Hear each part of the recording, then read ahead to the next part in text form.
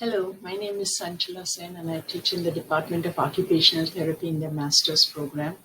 Our courses build upon each other and students need to learn and recall the information from their previous courses to be successful in their next one.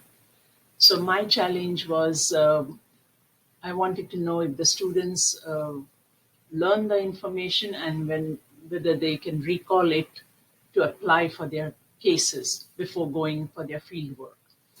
So what I used was advanced assessment techniques to improve student learning and engagement.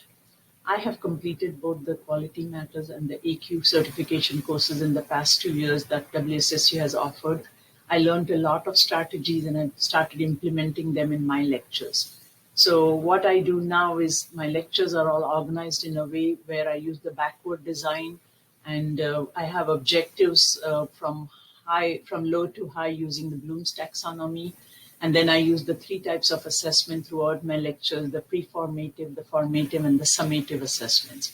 For the pre-formative, I either post a small video, a short video, or have some questions where students have to read their material. And then when we come to class, we start off with that. So I get a feel for what their baseline knowledge is and whether they have done their reading.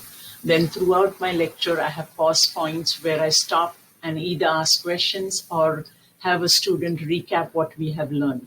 And at the end, I have a summative assessment where again, a few of the students are asked to recap and I fill in the gaps, or I have a Kahoot or a Padlet or a Jamboard. So by doing this, I have seen that students are more engaged and they're paying more attention to the information that I'm giving. And I have also recently, I have used the same type of format for an assignment I have my students do, wherein they have to, a pair of students have to research a topic and present it to their peers.